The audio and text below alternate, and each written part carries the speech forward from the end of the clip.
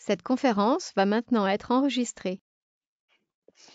Donc aujourd'hui, la thématique du webinaire, donc c'est post-Covid-19, quelle place pour le télétravail dans l'entreprise suite à cette crise sanitaire. Donc je tiens à remercier l'ATMB et donc Philippe Deloire et puis Philippe Redoulet d'avoir accepté ce partenariat et de faire ce retour d'expérience et également de nous partager la démarche de télétravail que vous êtes en train de mettre en place.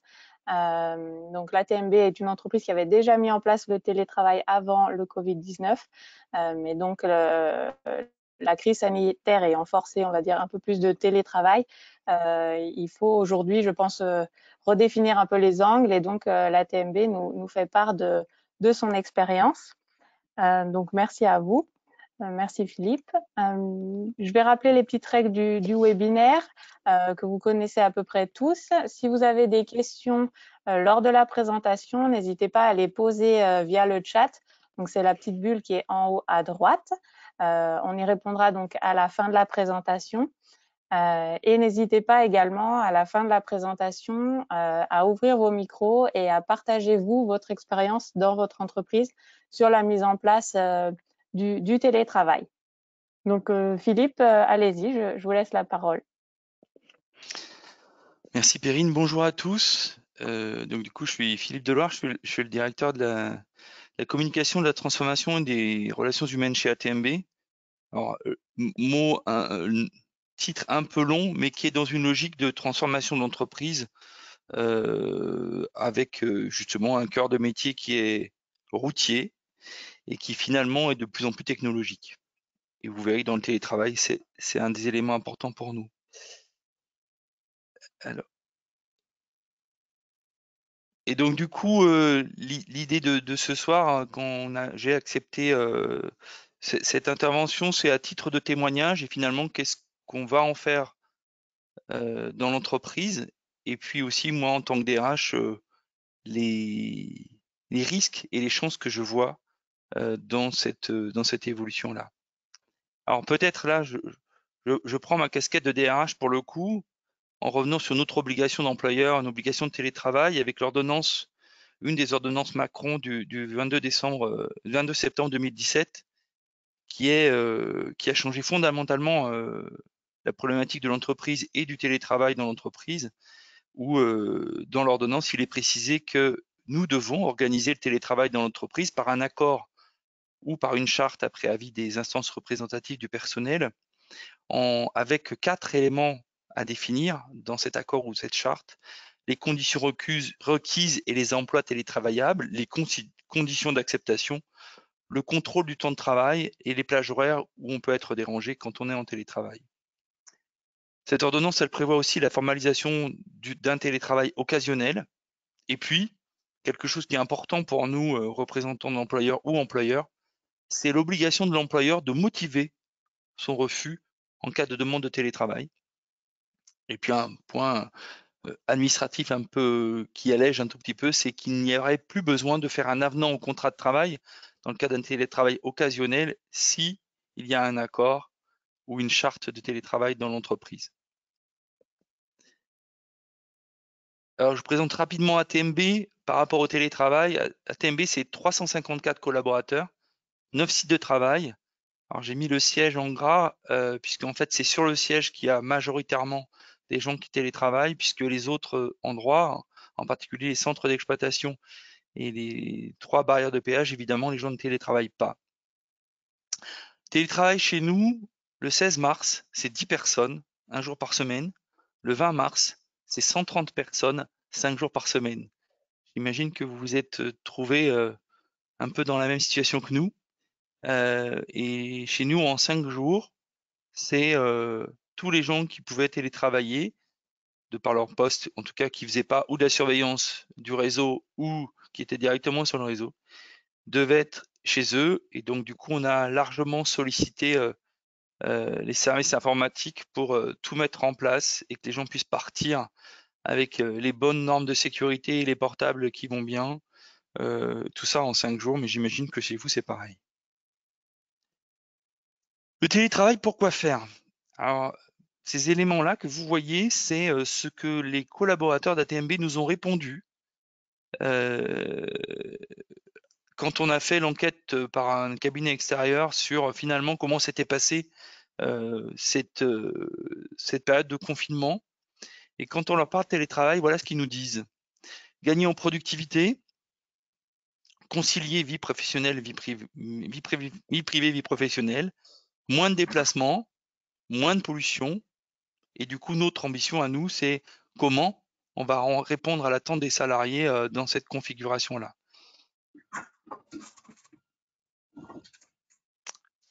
Mais quand même, je peux pas me permettre, je ne peux pas continuer à parler de télétravail sans dire finalement comment cette crise, qui n'est pas terminée, mais en tout cas ce qu'on a vécu pendant les 10 dernières semaines, elle a été un accélérateur de changement pour nous, parce qu'elle a bouleversé nos pratiques de travail, elle a bouleversé nos repères quotidiens du collectif, et vous verrez que c'est là-dessus que j'insisterai, elle a bouleversé aussi nos pratiques managériales.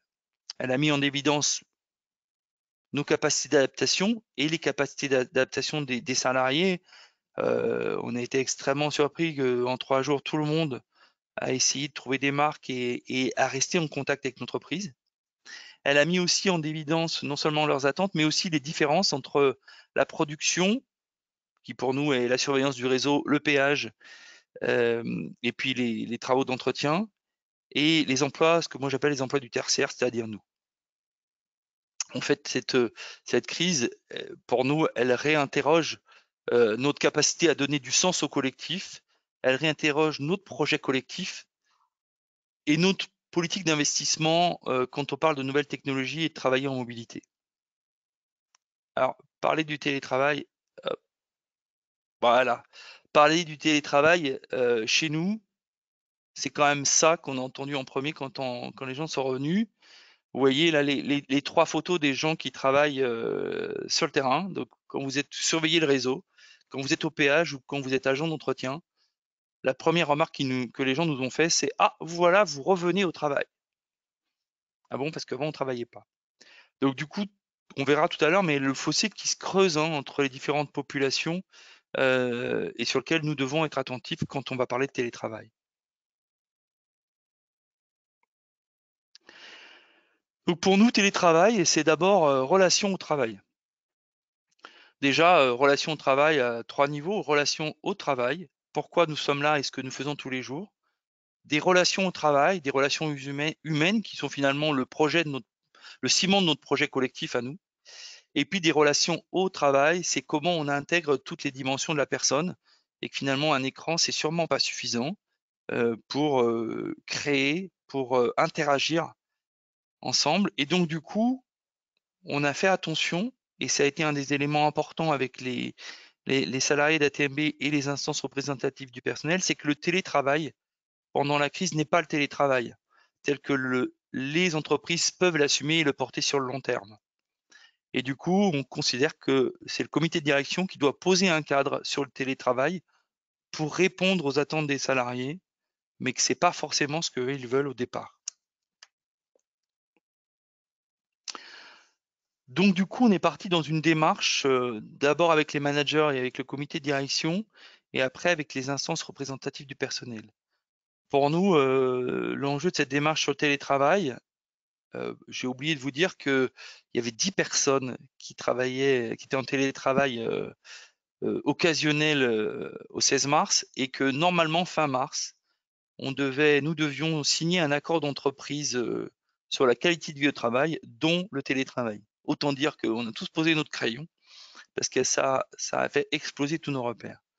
Donc aujourd'hui, pour nous, les enjeux, c'est organisation du travail de demain, c'est comment on va redonner du sens à la dimension collective du travail, comment le télétravail va devenir un levier de performance pour nous, comment on va répondre aux attentes des salariés, comment nous allons travailler sur les méthodes collectives de travail, comment on va passer, je pense en tout cas au fossé entre les opérationnels et puis les gens des fonctions support, pour résumer ainsi, c'est comment on va passer d'une logique de présence quand ils ne nous voient pas, à une logique de production, comment on est capable de leur dire à quoi on sert, parce qu'on n'est pas visible.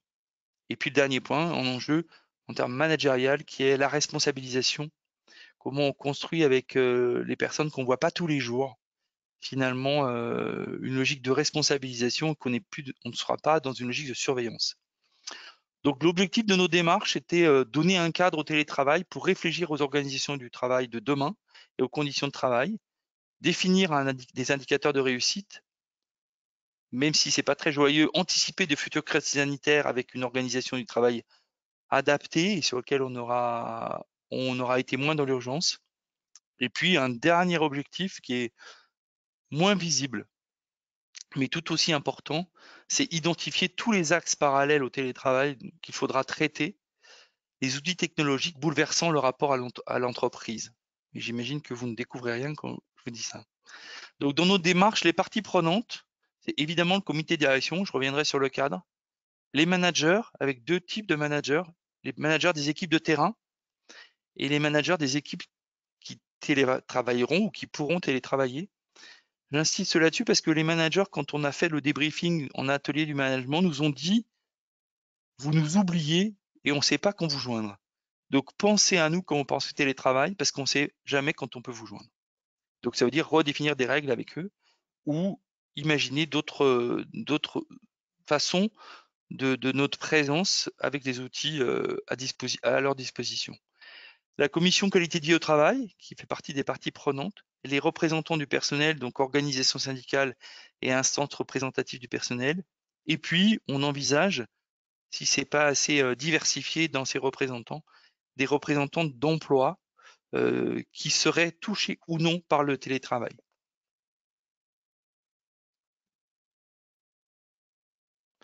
Notre démarche, elle est en 2 temps. Donc, en ce moment, chaque direction fait un bilan évidemment du confinement et de ce qui s'est passé pendant la crise, dont le télétravail. Et puis fin juin, début juillet, donc maintenant dans les 3 dernières prochaines semaines, la direction de la communication et des relations humaines et le comité de direction travaillent pour un retour d'expérience, donc déjà par direction, les retours en atelier du management qu'on a déjà fait avec l'ensemble des managers, les informations qu'on a à disposition avec l'enquête PeopleVox dont je vous ai parlé tout à l'heure, et puis un certain nombre d'études sociologiques, de productivité, de créativité, qui nous permettent d'éclairer le comité de direction sur sa décision, sur la décision qu'il va avoir à prendre tout début septembre. Donc on laisse passer les vacances et dès le tout début septembre, le comité de direction, on va demander au comité de direction à définir le cadre de travail et les règles. Quand je dis le cadre de travail, c'est vu que ça a fait exploser tous nos repères et que finalement, avant le 15 mars, c'était globalement des chefs de projet qui étaient en télétravail. Aujourd'hui, les gens de la comptabilité, ils pourront aussi être en télétravail. Donc, à nous de définir les règles. Une des règles envisagées, hein, c'est qu'il y ait le maximum de gens qui ont touché au télétravail qui puissent en bénéficier s'ils le souhaitent. Mais qui dit le maximum de gens dit que nous allons restreindre les conditions du télétravail. Donc, en particulier, on commencera par un jour par semaine, sans doute. Donc ça, c'est quelque chose qu'on redéfinira en septembre. Mais l'idée, c'est qu'il y ait le maximum de personnes et d'être extrêmement prudent sur la mise en place pour les conditions de réussite. Et donc, un groupe de travail qui sera composé de managers, de représentants du personnel et de membres du comité de direction pour définir les conditions de réussite, c'est-à-dire comment ça va se passer en termes d'organisation de réunion, en termes de collaboration entre les personnes, en termes de conditions du télétravail technologique. Et donc, entre 4 et 5 semaines, ils devront nous proposer des conditions de réussite. C'est-à-dire que le comité de direction, lui, ne donnera que le cadre et les conditions de réussite. Comment ça va se passer, c'est le groupe de travail qui le définira. Donc ça, c'est le premier temps. Et pour arriver à un deuxième temps, entre mi-octobre et début novembre, sur un temps d'expérimentation, avec tout le monde qui puisse télétravailler, qui puisse le faire et qui le fera. Et on s'est donné au maximum 1 an, voire 9 mois si on arrive à être plus efficace, avec un bilan trimestriel sur ce qu'on voit, sur ce qui nous semble important à améliorer, Donc au mieux, au mois de juin 2021, imaginez un retour définitif, puis un accord d'entreprise sur le sujet. Au mieux en juin 2021, au pire à l'automne 2021. Donc ça, c'est notre démarche. Pourtant, il y a des questions pour nous, pour moi en particulier en tant que DRH, c'est les questions que ça repose, ce télétravail, c'est le travail sur la confiance. Et en parallèle de ce que j'ai mis la confiance, j'ai mis comment on contrôle l'activité et comment on fait aussi attention à ces systèmes de contrôle qui ne doivent pas devenir des systèmes de flicage. Comment on tient compte des aspirations individuelles dans un projet collectif. Quelle organisation de l'équipe pour travailler ensemble, parce que si on est ensemble, c'est bien pour quelque chose, et c'est seulement pas pour produire des tâches ou des activités. Comment les managers, ils vont manager le collectif, et comment manager à distance en individuel. Moi, j'insiste toujours sur le collectif, parce que notre slogan, c'est ce qui nous lie et ce qui nous relie, mais il y a un vrai sujet autour des managers sur comment on leur demande globalement de changer de métier, en tout cas de fonction, dans une logique d'une logique hiérarchique à une logique de responsabilisation et d'accompagnement des salariés. Donc, comme on a parlé avec Perrine de cette intervention, moi j'avais déjà dit que j'étais pas un grand et un ardent défenseur du télétravail. Pourtant, je suis convaincu que le télétravail chez nous, ça peut être une chance et ça doit être une chance pour l'entreprise, même s'il y a des risques. Ça doit être des chances pour l'entreprise parce que quand on redéfinit le cadre du télétravail, c'est obligatoirement dire aux personnes qu'on tient à eux quand ils sont en présentiel et qu'est-ce qu'on veut faire, qu'est-ce qu'on attend d'eux quand ils seront en distanciel. C'est du coup ce qu'on veut faire ensemble, ce qu'on a à faire ensemble pour construire le projet de l'entreprise.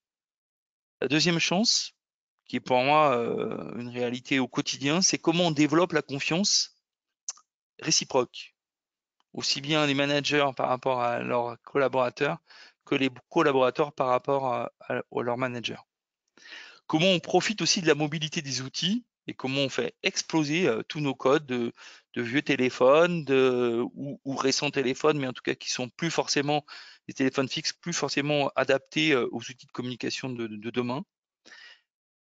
J'ai insisté sur une chance, sur l'évolution du management, comment les managers s'approprient le télétravail et en font non seulement un outil de productivité, mais aussi un outil de relation technologique, et comment on est de plus en plus mobile et comment eux s'adaptent à l'autonomie qu'ils vont être en responsabilité de développer chez leurs collaborateurs. Et puis le dernier point qui revient aussi à ce que j'ai dit sur comment on va faire attention au fossé entre les télétravailleurs et les autres, comment on réexplique à tout le monde l'importance ou l'évolution des emplois dans l'entreprise. J'insiste là-dessus parce que chez nous, ce que vous voyez, vous, en tant qu'utilisateur, mais ce que les gens de terrain voient, c'est des agents d'entretien ou des gens au péage qui exploitent l'autoroute. Aujourd'hui, c'est juste 2/3 de l'entreprise et il y a un autre tiers qui sont des emplois invisibles. Et du coup, ils nous demandent en disant, mais finalement, pourquoi vous embauchez autant d'informaticiens ou de gens, on ne voit pas ce qu'ils font. Et donc, comment on prépare l'avenir avec les nouvelles évolutions technologiques et comment aussi on prépare leur avenir en tant qu'agent d'entretien et aussi PAG dans des évolutions technologiques telles que le free flow, comment on réexplique les emplois de demain dans un TMB. Alors, en parallèle à ces chances, j'ai mis les risques qui pour nous sont importants et qu'on lit dans toutes aujourd'hui les études sociologiques ou d'évolution d'entreprise, c'est les risques d'isolement social, les risques de pression et de contrôle, et là évidemment on parlera de risques psychosociaux. Et le troisième risque qui n'est pas négligeable pour moi, c'est la pression sur les managers, où on leur demande de changer de métier. Je vous donnerai un tout petit exemple qu'on a vu nous dans les enquêtes. c'est des gens qui veulent absolument rester à travailler chez eux. Alors à l'époque, ils avaient 5 jours, ils n'auront pas 5 jours, mais 2, 3, 4 jours chez eux. Et ce sont les mêmes personnes parce que finalement, ils se trouvent bien chez eux. Et finalement, c'est les mêmes personnes qui râlent parce que le manager les appelle pas assez souvent. Et donc, du coup, moi, je considère en tant que DRH que ça va mettre une pression plus importante encore sur les managers, en particulier pour les gens qui seraient très vite en mesure, en capacité de souffrir d'isolement social. Donc, ils veulent bien rester chez eux, mais il faut encore qu'on s'occupe plus d'eux. Donc, c'est un vrai risque en tant que en tant que manager sur lequel il faut qu'on soit lucide et qu'on fasse attention et qu'on le prépare avec les managers parce que c'est eux qui ont cette pression au quotidien. Un autre risque qui est important pour le moyen terme, c'est la perte de créativité et de solidarité. Quand on n'est pas là, on nous oublie. Et comment on gère ça? La perte d'identité collective, qui est pour nous, chez ATMB, un des sujets, puisque en fait, dans toutes les enquêtes d'opinion interne qu'on fait, un des sujets chez ATMB, c'est la fierté d'appartenance à cette entreprise. Et par exemple, les nouveaux, et les nouveaux chefs de projet informatique que nous embauchons, qui aujourd'hui seraient intéressés, pourquoi pas, de travailler de Lyon, de Paris ou de Nantes, en se disant, bah moi je fais un métier complètement télétravaillable, et finalement, pourquoi je serais entre guillemets, en étant salarié de TMB, un prestataire de service de tous les autres emplois. Et donc nous, on voit ça comme un risque, comme une perte d'identité collective, parce que notre histoire à nous, elle est sur le territoire, et on y tient, avec ceux qui nous relient, on y tient en disant, si l'entreprise elle est hors sol, elle a plus de raison d'être dans son identité sociale. Et puis dernier point, qui pour moi est un élément important, c'est faire attention entre au fossé qui est en train de se créer entre les télétravailleurs et les autres. Donc on imagine le réduire en réexpliquant les emplois dans l'entreprise, mais quand les gens qui ont passé 10 mois dans une crise sanitaire vous voient arriver et vous disent ah vous revenez travailler, ça mesure tout ce que nous avons à faire pour expliquer ce qui va se passer avec le télétravail et la relation les uns aux autres dans une logique de collective et d'identité d'entreprise pour préparer ce que finalement une société d'autoroute que les gens voient seulement comme un ruban sur lequel qu'ils payent tous les jours et finalement comment elle peut permettre d'imaginer l'avenir du territoire autrement. Voilà, j'ai terminé pour ce témoignage. J'espère que j'ai pas dépassé mon temps. Non, je crois que j'ai 25 Non, minutes au lieu d'une c'est demi-heure, parfait. comme Catherine me l'a demandé. Voilà. Merci beaucoup Philippe pour ce témoignage. Donc on a eu une question qui est arrivée par le chat, donc de Jean-Marc André, directeur de Montblanc Industrie. Vous avez évoqué au tout début de votre présentation, comment dire, une obligation qui était sortie en septembre 2017. Est-ce Oui. que cette obligation, elle s'applique aux entreprises de toute taille? Alors pour le moment, elle s'applique aux entreprises de plus de 300 salariés, mais quand vous lisez tout ce qui se passe en ce moment dans les directives qui sortent du ministère du Travail, il y en a encore une qui est sortie aujourd'hui, le 23 juin. Alors c'est pas des ordonnances, c'est des directives où en fait le ministère du Travail est plus que dans l'insistance sur le télétravail, en disant que si on ne prépare pas le télétravail, on ne préparera pas les organisations du travail de demain. Moi, je suis pas tout à fait d'accord avec ça, mais on va quand même le faire. En tout cas, il y a un vrai sujet sur l'ordonnance de 2017, c'est que à nos jeunes, et moi je suis pas tout jeune, mais à nos jeunes, on leur a, et là je pense que je sais pas si c'est la société et les parents dont je suis qui l'ont mis dans leur tête, mais tout est possible. Tout est possible, tout est attractif. On leur vend l'évolution des entreprises au niveau technologique et il faudra bien qu'on s'adapte. Eux, ils vivent tous les jours dans la mobilité et ils ont du mal à concevoir que s'ils ont un métier qui permet le télétravail, qu'on ne puisse pas permettre le télétravail. Donc il y a clairement le cadre réglementaire qui va nous inciter très fortement à le faire, et d'après ce que je peux lire en tant que DRH sur ce qui va se passer dans les 6 prochains mois, on va avoir une vraie pression là-dessus. Je crois que même le président de la République doit recevoir encore les partenaires sociaux avec le ministre du Travail sur ces sujets-là. Mais en tout cas, l'évolution de la société, elle est là-dessus. Elle est là-dessus, et il faudra que les entreprises, enfin en tout cas que nous, on s'adapte. Vous, j'imagine que vous serez dans la même condition que nous, mais il faudra qu'on s'adapte. Et je crois vraiment qu'il faut qu'on s'en saisisse en termes de mobilité, d'attractivité, et puis d'agilité aussi, clairement avec des nouveaux outils qui finalement transforment notre travail.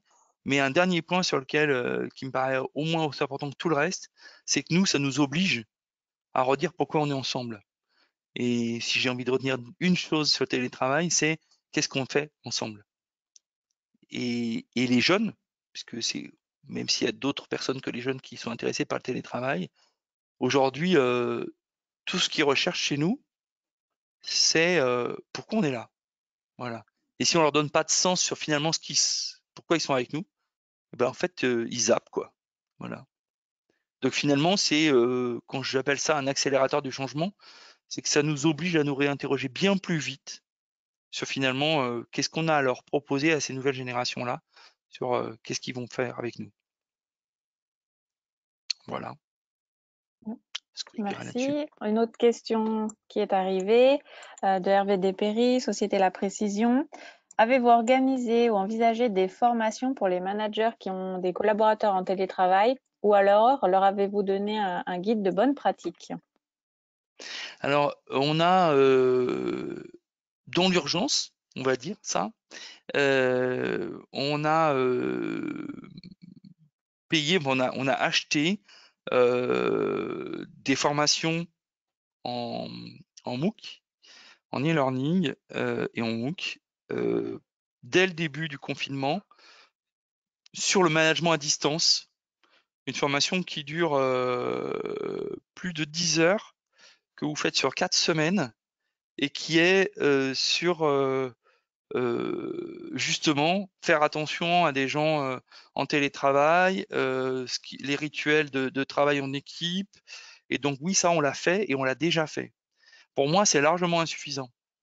En gros, c'était dans l'urgence, et aujourd'hui, ils ont des repères et des guides des bonnes pratiques sur garder le lien, j'ai envie de dire, et faire attention au contrôle, faire attention à la confiance. Donc ça, on l'a déjà fait. Pour moi, c'est insuffisant parce que c'est un peu comme toutes les formations. C'est qu'on peut les utiliser à titre individuel et avoir sa petite boîte à outils de manager. Mais ce qui est aussi important, c'est finalement ce que l'entreprise, elle veut.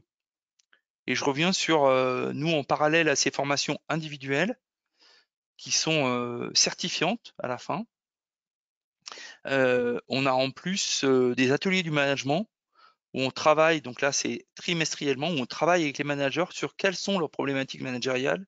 Et donc évidemment, le télétravail dans l'expérimentation qu'on va mettre en place fera partie des thématiques qu'on abordera en atelier du management.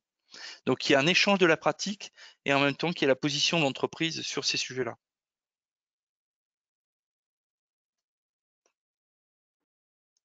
Merci. Une nouvelle question. Je pense, si Hervé, vous souhaitez ajouter quelque chose ou poser une question, n'hésitez pas à allumer votre micro. Donc, question de Justine Jacquard, une collègue.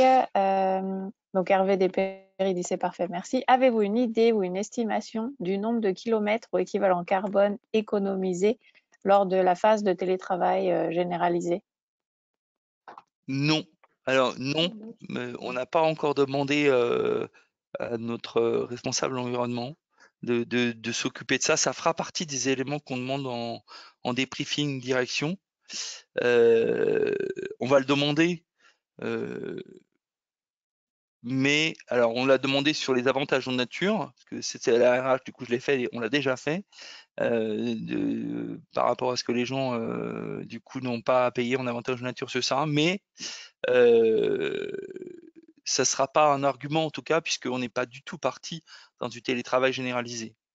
Avec tout ce que je vous ai expliqué, vous comprendrez que je ne ferai pas partie des ardents défenseurs comme le DRH de PSA qui parle du télétravail généralisé pour toutes les fonctions support. Je suis très dubitatif sur ce genre de technique. Voilà. Et donc, on l'a pas fait encore. Merci. Une nouvelle question donc de Nathalie Dubois de l'entreprise TDS. Comment pensez-vous gérer le fossé qui risque de se creuser entre l'école bleue et l'école blanc? C'est un des gros sujets. Alors, c'est aussi pour ça que non seulement je suis DRH, mais je suis aussi directeur de la communication et de la transformation. C'est le sujet qu'on avait déjà abordé avant cette crise sanitaire, dans la mesure où, en 2016, avec Philippe Redoulez, on a transformé l'entreprise sur la partie technologique et on a pratiquement augmenté, j'ai envie de dire, pas de moitié, mais d'un bon tiers, la direction des systèmes d'information. Et les gens ne comprennent pas, les gens de terrain ne comprenaient pas pourquoi il y avait autant d'informaticiens qui arrivaient à la fois. Et du coup, qui nous ont dit, mais à quoi ils servent ces gens-là? Nous, on continue à faire notre métier et à quoi ils servent? Donc du coup, aujourd'hui, 3 ans après, les patrouilleurs que vous voyez en jaune, les patrouilleurs, ils ont des mains courantes pour leur suivi d'activité tous les jours et chaque fois qu'ils voient un incident ou chaque fois qu'ils ont besoin d'aide. Donc ils ont vu que ça a changé dans leur quotidien, mais il y a plein d'autres choses qui sont en train de se passer sur justement l'évolution du péage.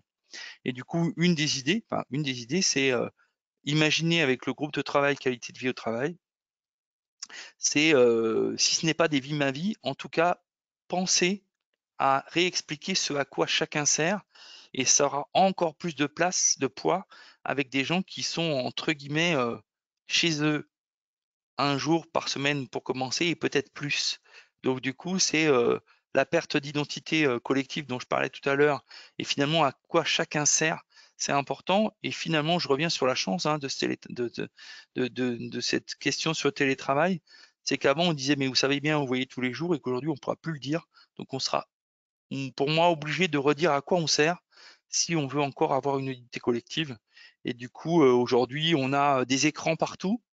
Dans tous les lieux de travail, il y a des écrans pour avoir l'activité de l'entreprise en direct, des informations qui sont données tous les jours et on est vigilant, un, à présenter des métiers et deux, à donner l'activité des différentes filières de l'entreprise pour que l'école bleue dont vous parlez, à leur pause, à des moments où ils arrivent ou où ils repartent, ils puissent voir l'activité de l'entreprise.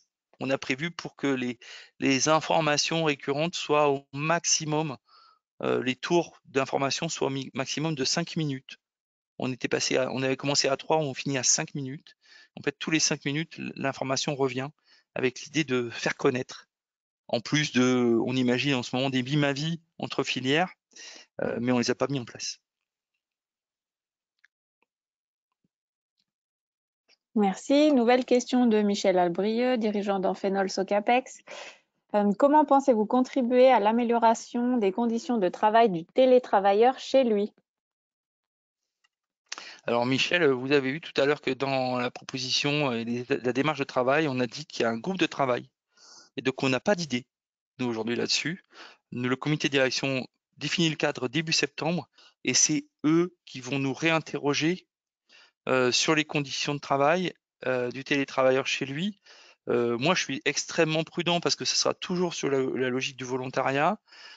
Technologiquement, chez ATMB, on met tous les moyens à disposition pour que le salarié soit en mobilité, mais sur le bureau, la chaise et tout, on n'a pas du tout travaillé à ça. Je suis très réticent parce que c'était un des sujets avant l'ordonnance de 2007 sur le télétravail où l'employeur avait obligation dans le cadre de télétravail à faire en sorte de mettre tout à disposition pour améliorer les conditions de travail chez le télétravailleur. À partir du moment où c'est une logique de volontariat et de, de conciliation vie privée, vie professionnelle, on va attendre ce que va nous dire le groupe de travail pour discuter avec ce groupe-là pour voir ce qu'on va faire là-dessus. peut-être juste terminer sur conditions de travail. Conditions de travail chez nous, chez ATMB, ça veut aussi dire relations avec les partenaires sociaux qui sont très vigilants aux conditions de travail. Et c'était un des sujets de la démarche de travail, c'est comment aussi on leur donne leur place dans cette réflexion-là pour qu'ils ne soient pas en dehors de l'évolution de l'entreprise, qu'ils ne soient pas dans, entre guillemets, l'hyperprotection des conditions de travail d'avant et qui prennent acte de ce que les nouveaux salariés d'ATMB, en tout cas les plus jeunes, ont besoin pour aussi, eux, bouger dans leurs repères et faire partie de la démarche sur le télétravail et sur les conditions de travail. Merci Philippe. Si vous avez des questions, donc n'hésitez pas à les poser ou à prendre la parole. Est-ce que vous, Philippe, vous avez des questions à poser aux participants sur leur expérience, la mise en place? Alors moi, c'était une question que j'avais eue avant d'intervenir à Perrine, que j'avais posée à Perrine, c'est vous voyez toute ma prudence en tant que DRH à mettre en place le télétravail parce que je pense que ça nous réinterrogera sur nos organisations du travail, ne serait-ce que des réunions. Vous avez les 3/4 à distance, non, un quart à distance et puis les 3/4 en présentiel. Comment on gère ça? Donc, je suis extrêmement prudent sur la logique de créativité, de collectif là-dessus, mais j'avais demandé à Perrine si c'était possible d'avoir un contradicteur et d'avoir quelqu'un qui est généralisation du télétravail. Est-ce que parmi vous, il y a des gens qui sont prêts et qui pensent évident que dans les années qui viennent, le télétravail va être généralisé à 4, 5 jours par semaine et qui est prêt à défendre ce point de vue-là? En tout cas, ça m'intéresse ça.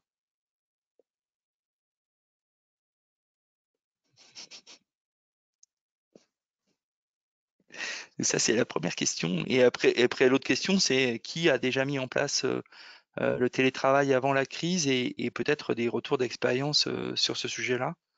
Puisqu'en fait, nous, nos retours d'expérience sur le télétravail étaient très limités, puisqu'il était limité à des chefs de projet qui avaient l'habitude de travailler à distance avec des prestataires ou autres. Voilà, moi, mes deux questions.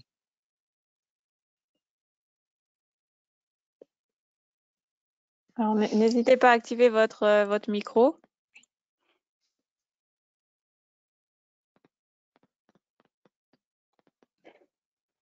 Michel Brieux, on est exactement, Philippe, on est exactement le même point. C'est-à-dire quelques télétravailleurs, 1 à 2 jours par semaine, 1 à 2 jours avant Covid-19, et lancement d'une démarche dès maintenant pour en effet passer un accord plus rapidement que vous souhaitez, mais peut-être que l'histoire montrera que on ne pourra pas le faire aussi rapidement. Nous, on avait plutôt en tête de le faire sur Q4, quatrième trimestre, mais ouais, bien sûr, en impliquant les représentants du personnel, comme tu l'as mentionné, mais ouais, en pensant aller un peu plus vite dans les marges, mais en fixant un cadre d'une volonté d'être progressif.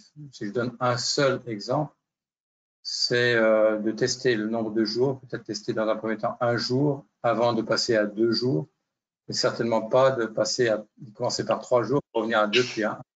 Donc, y aller à petits pas, mais en démarrant peut-être un peu plus vite pour une forme de test pour une intégration. Voilà. En impliquant, oui, les managers et un groupe de travail de la même façon. Alors après, par contre, sur les conditions de travail, bah oui, ce sera des sujets. Mais si ce n'est que le matériel informatique, bon, on n'attendra pas le groupe de travail pour déjà mettre à disposition de ceux qui le voudront. Et on l'a fait déjà dans le cadre de Covid-19 parce que concrètement, une deuxième vague peut revenir. Donc, on est prêt pour déjà travailler à améliorer les conditions de travail en home office de l'ensemble des personnes qui ont travaillé en télétravail, du type d'avoir 2 écrans et pas un seul, pour ceux qui ont vraiment besoin de 2 écrans et dont c'est le quotidien. Ça, vous l'avez déjà fait? Oui, on s'est lancé ça. On n'attend pas Ouais, ça. On n'attend pas. Oui, ça, nous, sur l'informatique, on n'attend pas, mais sur le reste, je serai plus prudent. Oui, je suis en face. Voilà, donc à peu près au même point. Pas plus. Merci Michel. Un autre témoignage, réponse à la question de Philippe. Oui, bonjour. Justine Jacquard, donc Montblanc Industrie. Je me permets de témoigner au nom d'autres entreprises qui sont pas présentes, mais avec qui on a déjà échangé sur le sujet dans le cadre de notre comité de pratique RSE. C'est un sujet qui est revenu. Et pour répondre à votre première question, Monsieur Deloire, c'est vrai qu'on a eu des cas, on va dire, extrêmes de l'autre côté, qui disaient, la personne disait, je comprends pas si c'est possible de télétravailler et que les personnes avaient, moyennant bien sûr tout le confort informatique, le réseau, le Wi-Fi, etc., qui est nécessaire. Elle comprenait pas pourquoi c'était pas quelque chose qui était instauré de manière générale. Alors là, je pense que c'est vrai que ça aurait été intéressant de pouvoir débattre avec vous. Mais voilà, il y a des personnes qui étaient vraiment sur cette optique-là. Alors après, dans les échanges qui étaient ressortis, c'est peut-être l'idéal, c'est d'avoir un équilibre, peut-être pas moitié-moitié, mais voilà, sur les 5 jours de la semaine, peut-être trouver 2 jours, 3 jours, ou trouver des choses plus équilibrées. Et il est ressorti aussi la question de c'est pour ça que je vous ai demandé tout à l'heure si vous aviez une estimation de l'équivalent carbone économisé, parce que on s'est posé la question aussi sur peut-être des distances courtes et selon la saison, est-ce que l'apport, enfin le gain environnemental est avéré du fait, par exemple, si c'est en hiver et que la personne du coup consomme l'électricité chez elle avec le chauffage, etc. On se posait aussi ces questions-là. De l'impact environnemental effectif du télétravail. C'est des questions auxquelles on n'a pas forcément la réponse. Bon voilà, je lance un pavé dans la mare, mais c'est des sujets qui pourraient être traités. Oui, mais je me permets juste de répondre sur le fait pourquoi on l'instaure pas plus, et je peux comprendre qu'il y a d'autres entreprises qui le fassent vraiment. Moi, je reviens, on est sur des aspirations individuelles qu'on a pu voir, hein. Alors, il y a des gens qui supportent pas et qui voulaient revenir vraiment au travail le plus vite possible, pas au travail, qui voulaient revenir au bureau le plus vite possible. Mais ce qu'on a pu lire dans le sondage, c'est vraiment des aspirations individuelles, et je trouve, en tout cas pour nous, pour chez nous, hein, où on a l'habitude de passer du temps à écouter les gens, parce qu'on a écouté cette aspiration individuelle,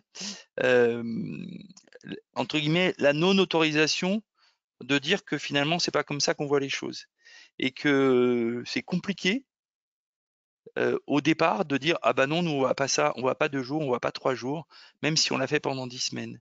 Donc au départ c'est compliqué, et finalement quand on explique aux gens, nous on a besoin d'être ensemble pour construire un projet collectif, les gens ils disent ok, mais alors soyez clairs sur le projet collectif. Et ça nous intéresse. Mais ça oblige à être, une fois de plus, hein, je crois que c'est une vraie chance à dire qu'est-ce qu'on attend des gens, et je reviens, je pense que les jeunes nous pousseront, ils nous poussent déjà à dire qu'est-ce qu'on a à faire ensemble, sinon je m'en vais. Et que contrairement à ce qu'on pense, si moi je suis convaincu que si on leur propose que le télétravail, ça tiendra pas très longtemps. Parce que ils auront eu leur confort qu'ils souhaitaient, mais ce qui les taraude, c'est quand même pourquoi ils sont là, c'est quoi le sens. Et contrairement à notre génération, ils s'enquiquinent moins de conditions parce que pour eux, le CDI, c'est plus un Graal, quoi. C'est pourquoi je suis là. Et du coup, ça sera insuffisant le télétravail, et c'est pour ça que je trouve que c'est important, en tout cas, pour nous, au comité de direction, de nous réinterroger sur finalement qu'est-ce qu'on fait ensemble et pourquoi on a besoin d'eux.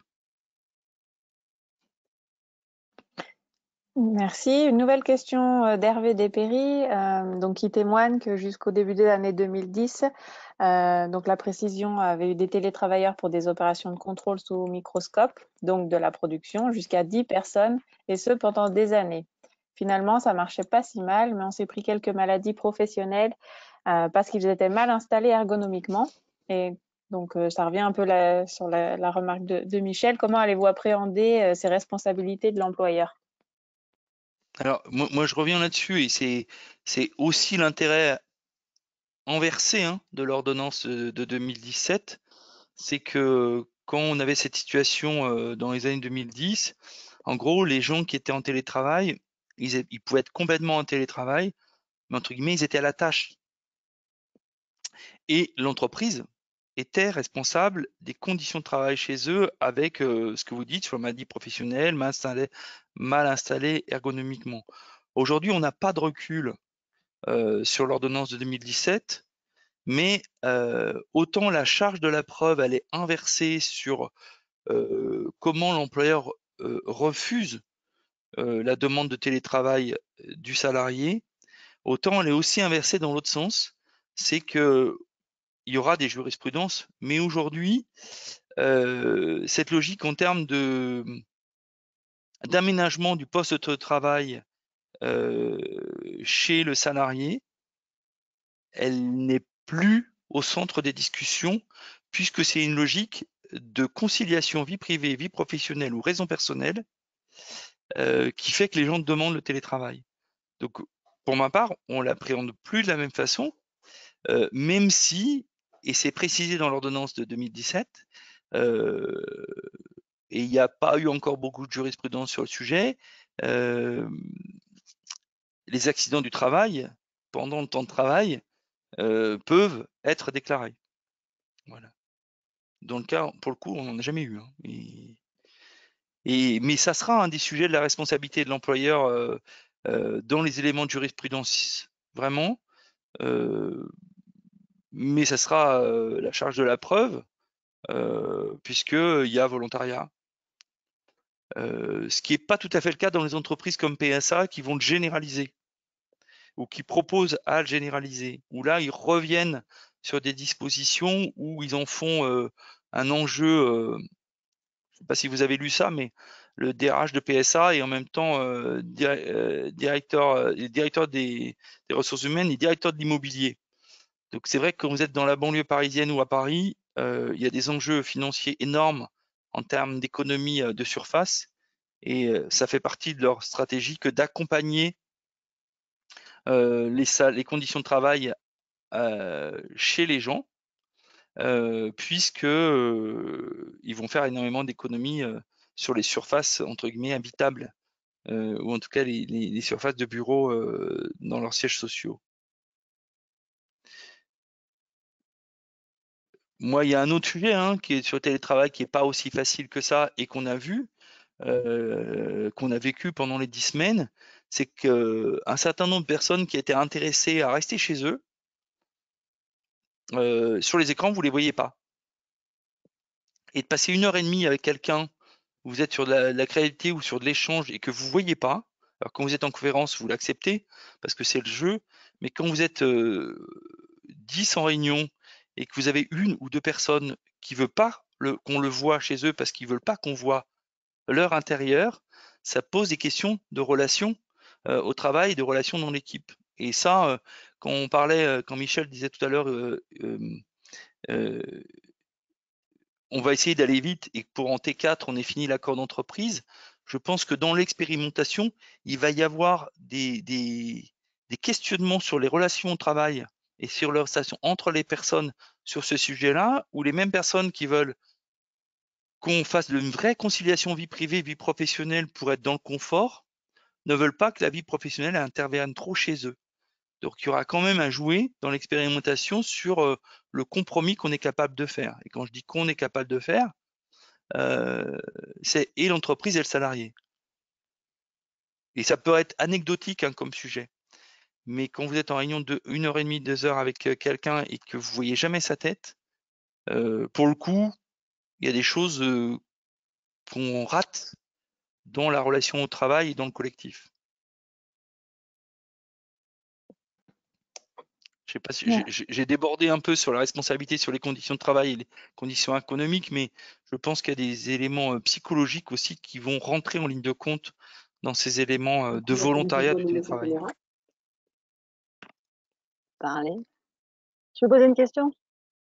Oui, Oui, c'est bon, vous m'entendez? très bien.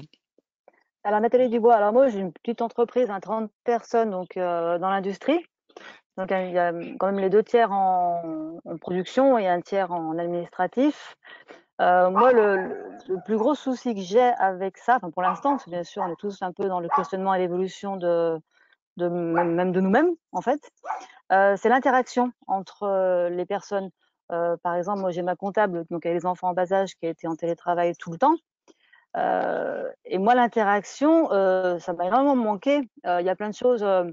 Je vais pas forcément l'appeler en plus, rien que composer le numéro de téléphone, déjà, c'est fatigant. Pour échanger une idée, quelque chose qu'on peut échanger justement facilement entre 2 portes ou la machine à café, tout ça. C'est moi ça qui me manque le plus, surtout dans un télétravail, s'il serait supérieur à 2 jours par semaine, 3 jours par semaine. Est-ce que vous ressenti un peu ce problème chez vous? Alors, je vais prendre. Ça fait partie des sujets sur lesquels je suis hyper prudent, comme vous l'avez dit sur le télétravail, même si je pense que c'est une chance sur plein de sujets. Je vous donne mon exemple personnel. Vendredi, je me suis dit, il faut quand même que je fasse un effort. Et vendredi, j'avais aucun rendez-vous. Et donc, jeudi, je me suis dit, je vais être en télétravail vendredi. Et puis finalement, il y a un événement qui a fait que je suis venu au bureau. Et j'ai rien fait de ce que j'avais prévu, ou j'ai fait 1/3 des choses que j'avais prévu de faire à la maison en télétravail. Mais je suis à peu près convaincu que les 4 personnes que j'ai vues, elles m'ont fait bouger sur le télétravail, sur la, les démarches d'assurance qualité et de standardisation des pratiques qu'on est en train de mettre en œuvre, sur la communication et comment on est clair dans ce qu'on dit, parce que j'ai accompagné un collaborateur qui avait à faire une présentation pour hier au comité de direction. Et finalement, de ne pas rester chez moi, j'ai gagné, à mon avis, 1 mois de travail. Voilà. Donc, et je reviens, c'est que sur les interactions. C'est que moi, je suis convaincu, et c'est pour ça que je vous ai remis cette diapo-là, que les relations humaines, sinon du projet collectif, et d'intégrer toutes les dimensions de la personne, on le perdra en télétravail. Et il faut qu'on soit suffisamment ou prudent ou imaginatif pour faire en sorte que les organisations du travail, elles limitent au maximum la perte dont vous parlez. C'est vraiment mon sujet en tant que DRH. Philippe Redoulès qui est avec nous là, il sait que c'est mon leitmotiv en disant faisons attention parce que on voudra répondre aux aspirations individuelles des gens. À titre personnel, ils vont perdre et nous allons perdre énormément sur le collectif et sur les interactions dont vous parlez. Parce qu'il y a des gens, ils vous parlent en sortant du bureau et ils vous donnent une idée sur ce que vous allez faire à la semaine d'après ou le mois prochain. Et quand j'entends, alors je ne vais pas parler de nos références biblio sur ce sujet-là, mais je ne sais pas si vous avez entendu Julia de Funès, qui est un des philosophes qui parle en ce moment beaucoup dans les entreprises. Et elle va tellement loin qu'elle dit qu'il faudra qu'à terme, les gens viennent quand ils ont envie de venir. Et je trouve ça incroyable qu'on ose dire ça quand on est un intellectuel, moi, à part défendre des aspirations personnelles. Et parce que je pense que le collectif, il n'est pas fait seulement des bons moments, il est aussi fait des moments de tension qui nous permettent de progresser ensemble. Et aujourd'hui, on n'a pas vraiment envie d'avoir des moments de tension, donc on va se réfugier chez nous. Et c'est sans doute ces éléments-là, parce qu'on est arrivé à les dépasser, qui font que les relations, elles sont un ciment du projet collectif. Donc c'est pour ça que j'y mets énormément de prudence et que je dis pas que je freine, mais si, tout le monde dans la boîte, tout le monde sait que je fais partie des des freins à la généralisation du télétravail, parce que l'entreprise, c'est un des seuls, ça reste encore des seuls lieux où le collectif est important. Au moment où on a plutôt l'habitude, vous le voyez dans les associations, vous le voyez sur les animations territoriales, où finalement les gens pensent à eux et encore à eux. Et que l'entreprise, elle oblige à bousculer ça. Et c'est un des seuls lieux où on a encore la chance de pouvoir faire ça. Donc, et le télétravail ne nous aide pas sur le sujet. ou ils nous aident pas parce qu'il faudra qu'on soit plus fort sur le projet collectif. En tout cas, ça nous obligera à donner un cadre. Donc, ils nous aident pas parce qu'on va avoir des poussées de demande de la part des salariés. Et en même temps, ils nous aident parce que si on redéfinit pas ça, clairement, les gens ils seront de plus en plus insatisfaits par rapport à l'entreprise. Mais je suis Merci. convaincu comme vous Mm. que ça. Alors, on a eu une remarque dans le chat. N'y a-t-il pas justement voilà, un travail à faire sur les outils utilisés, donc par exemple Teams, WhatsApp, etc., pour garder le lien et les règles qui vont avec, comme vous venez de l'évoquer, pour maintenir le lien, les réunions d'équipe en visio avec caméra, échange en continu via des groupes de discussion, etc. Et en parallèle, j'ai vu Monsieur Redoulez, vous nous avez fait signe, vous souhaitez peut-être prendre la parole via votre webcam. Donc, Merci de me donner la parole. Non, j'ai rien de spécial à dire. Je pense qu'avec Philippe Deloire, nous sommes sur la même longueur d'onde, même si lui, il l'analyse de manière plus précise que moi. J'avais simplement une petite réserve, enfin, c'est pas une réserve, mais j'avais une limite à donner sur les relations au travail. Parce qu'à ATMB, on nous a connu l'inverse, et j'imagine que beaucoup d'entreprises ont connu l'inverse. On a quand même un salarié qui est parti malade d'ATMB et qui a dit à ses enfants qu'ATMB était plus sa famille que eux. Et ça, bon, on sent bien qu'il y a des limites à ne pas dépasser, quoi. Oui, et alors, Philippe Rodolès a dit malade d'ATMB, il est pas parti malade d'ATMB, il avait une maladie et il a été obligé de quitter ATMB, il a dit ça à ses enfants. Oui, et c'est un des sujets du télétravail pour moi, c'est que la limite vie privée, vie pro, là où les gens nous disent aujourd'hui, ils sont hyper attentifs à pas la dépasser, et pourtant ils nous demandent de télétravail. Donc il y a plein de contradictions. On sait tous qu'individuellement, on est bourré de contradictions, mais quand moi j'entends ça en tant que DRH, je veux dire, on veut concilier mieux vie privée et vie professionnelle, rentrez pas dans notre vie privée, mais on vous y fait rentrer quand même par la force des choses. Donc c'est quand même des sujets importants à expérimenter. Et je reviens sur notre posture. Alors on a sans doute l'habitude d'être moins rapide que les entreprises de la vallée.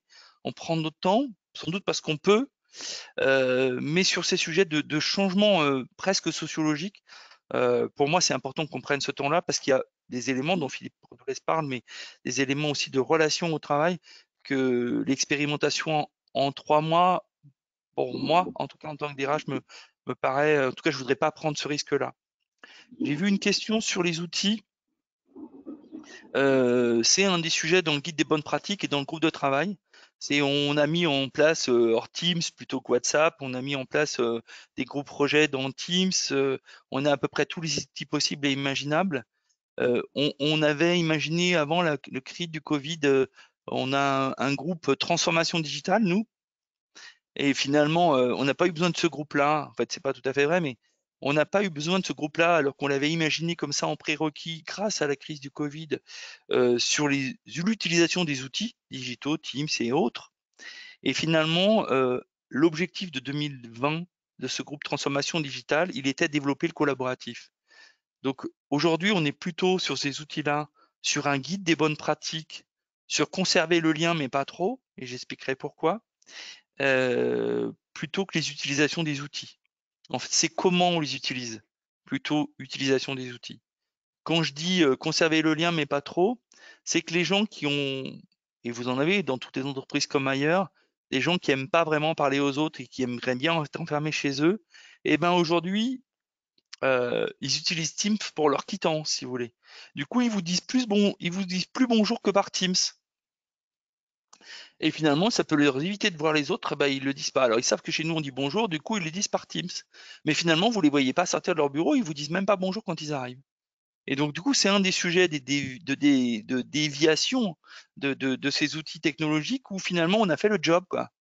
On a conservé le lien. En fait, il faut être hyper prudent sur le sens parce que des fois, ça évite de ne pas conserver le lien. Ça évite de conserver le lien, du coup.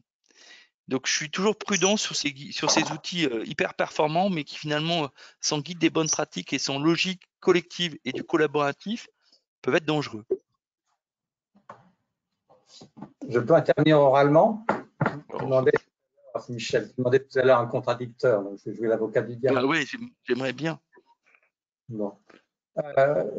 Dans tout changement, il y a on se rappelle la téléphonie mobile, mais on peut dire avant. Je me rappelle téléphonie mobile avec mes parents, à l'époque, ils vivaient encore. Ils disaient c'est ridicule, et puis après c'est dangereux, hein, les ondes sur les grottes, c'est dangereux, et puis maintenant c'est une évidence. Donc ces outils-là dont on parle, je pense qu'on est dans le même schéma.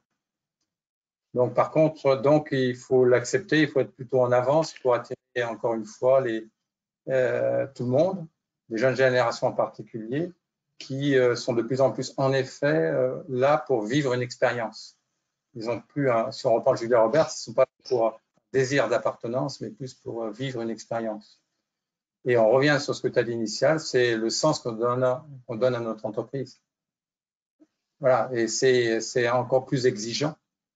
Mais où c'est un formidable, on revient par rapport à Teams, par exemple, les vidéoconférences qu'on peut faire, comme aujourd'hui. C'est un moyen extraordinaire pour le management, notamment le top management, de communiquer. Il y a eu des barrières qui ont été franchies pour communiquer. Et je pense que dans les moments de crise, mais même maintenant, les gens ont compris que devant l'incertitude, le manager, il va prendre des décisions, mais il pourra se tromper, mais l'important est qu'il se reconnaisse dans ses erreurs de décision. Je faisais une comparaison l'autre jour dans un journal entre les messages de Angela Merkel et de Macron au début de la crise. Et on voit, même si on peut dire que les Allemands ont un peu de chance quand même, parce qu'ils ont fait quand même des manifestations, un peu comme il y a eu le match Lyon-Juventus, ils ont fait le même genre de choses, eux, et puis ça n'a pas eu d'impact, notamment près de la frontière.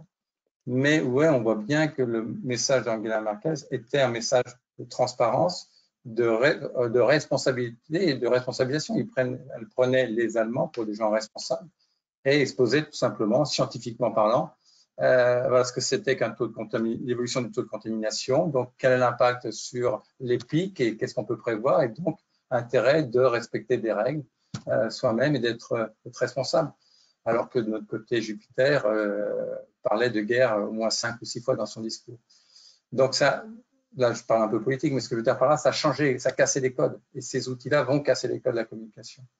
Donc je pense que ces outils-là, il faut le faire. Mais le lien social, comme tu l'as dit, ne viendra que à travers le sens et l'implication des managers dans la vie de l'entreprise, dans la communication. Tu l'as cité plusieurs fois. Donc il faut y aller. Mais ça va être très demandant. Je suis d'accord, mais il faut y aller. Mais du coup, je suis un peu déçu, Michel, parce que tu n'as pas été mon contradicteur. Hein. Oui, mais il faut y aller dans les outils. Moi, tu dis souvent, c'est des outils, on va y aller. Moi, ces outils-là, il faut y aller à fond. Mais c'est pour ça que je dis que c'est des chances. Le télétravail et les outils, je l'ai remis cette diapo à la fin, c'est une chance sur ce qu'on veut faire ensemble, c'est une chance pour développer de la confiance, c'est aussi une chance pour l'évolution du management. Et c'est vrai qu'on a l'habitude sur ces outils-là de parler des jeunes, et c'est vrai, l'exemple que tu donnes entre Angela Merkel et Emmanuel Macron, ça aurait dû être l'inverse en termes de génération, et c'est elle qui a fait dans sa culture, qui a fait le pas. Et c'est le plus jeune qui, pour le coup, c'est redrapé dans des certitudes et dans un statu quo. Je suis d'accord avec toi.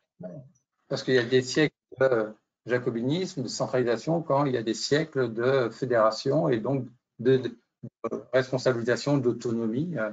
Voilà, ça ne s'invente pas du jour au lendemain. Mais on est obligé d'y aller, je veux dire concrètement. On est obligé d'aller vers ce mode qui ira vers les équipes autonomes, de plus en plus responsables. Et une communication. Oui, c'est Jean-Marc André. Si je peux intervenir, je suis assez d'accord avec Philippe Deloire qu'il y a des travers de cette époque avec l'individualisme. Moi, j'appelle ça l'époque TPMG, tout pour ma gueule. Et effectivement, l'entreprise est un des rares lieux, enfin, il y a une des vertus de l'entreprise, c'est de recréer le collectif. Ça, je partage complètement. Donc moi, à titre personnel, j'ai été assez anti-Teams. avant le Covid. Et je dois reconnaître qu'au pôle, en tout cas, on a créé pendant le Covid alors en utilisant les outils Teams, GoToMeeting, etc., on a su créer malgré tout une solidarité, un collectif dans l'équipe. Alors on est une petite équipe, on était sur le pont aussi pour répondre aux entreprises, les renseigner sur tout un tas de sujets, et vous les connaissez avec une large palette de thèmes. Mais on faisait notre réunion tous les matins, réunion d'équipe tous les matins. On a accéléré le rythme en fait. On a accéléré le rythme et on a vraiment su jouer l'esprit d'équipe avec le ballon qui était toujours repris à un moment ou à un autre. Et c'était pas facile de prendre les ballons à cette période-là. Et au final, l'équipe a plus bossé que jamais, à tel point qu'on est content de déconfiner, de retrouver le rythme. Le rythme aussi de se retrouver au bureau, hein, et de rallonger le temps et d'avoir plus de profondeur sur les actions.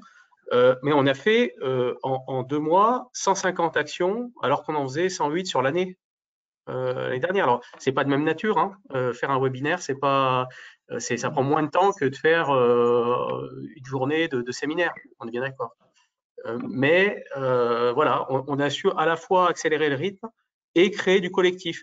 Donc à la question tout télétravail, non, certainement pas. Ça, je souscris. Hein, du coup, je me dis qu'il y a des facilités qu'on peut, en gardant ce collectif-là, en gardant cette interaction, il y a quand même une organisation qu'on peut trouver. Donc c'est pas tout à fait une contradiction, mais disons que c'est un point de vue pas mitigé, mais partagé. On a vécu la même chose que vous, hein, chez ATMB, mais je pense que, en tout cas mon équipe, parce que c'était RH et Com, n'aurait pas tenu sur la durée, parce que on a bossé comme des fous. C'était génial, on était hyper réactifs, on se voyait tous les matins et tout. Mais je pense pas que même moi, hein, j'aurais tenu le rythme encore pendant 6 mois comme ça. Aussi.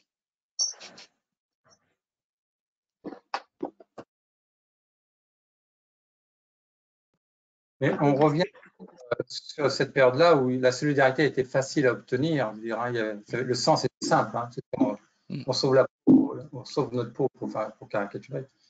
On revient sur ce que tu disais, Philippe, c'est maintenant qu'on revient à une période plus normale, même s'il faut continuer à vivre avec le virus, parce que le risque est toujours là, c'est comment on maintient cette solidarité et ce sens, quoi.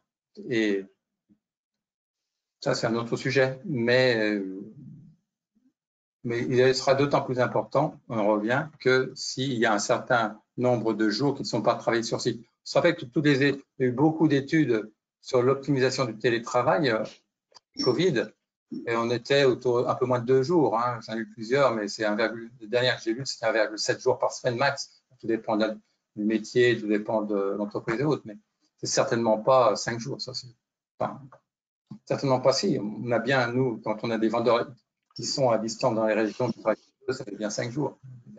Et en plus, bon, ils sont sur le terrain, ils ne sont pas tout le temps chez eux sur un écran. Mais l'optimum, c'est a priori un peu moins de 2 jours.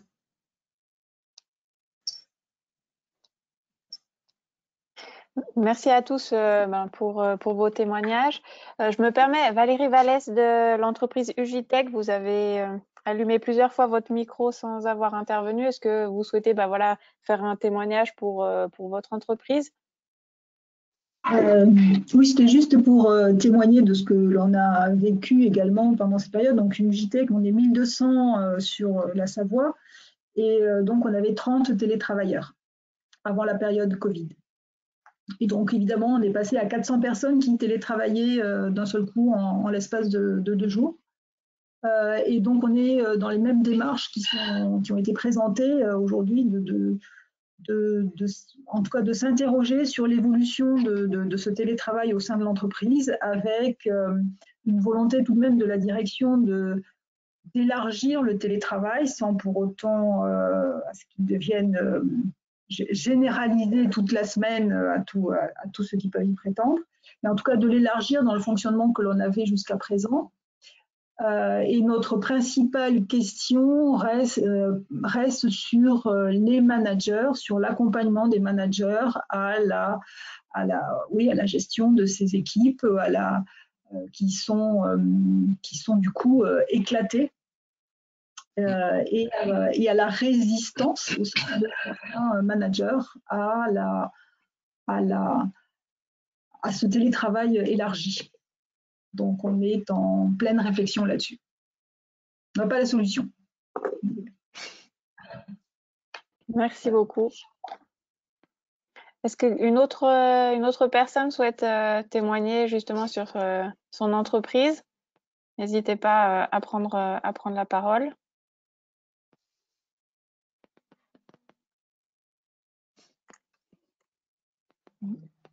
Non, ça a l'air tout bon. Philippe, est-ce que vous souhaitez rajouter quelque chose à votre intervention? Non, ça va. J'espère que ça correspondait à vos attentes, en tout cas. Oui. Voilà, j'espère. Ah Oui, oui, c'est Jean-Marc. on voit la qualité de l'intervention aux questions posées. Là, il y a eu de nombreuses questions. Donc oui, ça répondait parfaitement à nos attentes. Oui. Merci beaucoup. Merci beaucoup. Merci beaucoup pour cette intervention. Et puis donc à la TMB d'avoir accepté également l'enregistrement du webinaire. Merci à tous les participants et aux interactions très riches. Je vous souhaite à tous une bonne soirée. Le prochain webinaire, donc pour les adhérents qui sont en ligne, aura lieu le 7 juillet. Le sujet sera sur la fabrication additive. Est-elle à la portée de tous les industriels? Facile à dire, donc avec le témoignage de l'entreprise Dassault Aviation, organisée en partenariat avec Digital League. Voilà. Donc merci à tous. Bonne soirée. Au revoir et merci. Merci aux deux Philippe. Au revoir. Merci. Au revoir. Je félicite mon DRH. Bravo. Merci. Vive le président.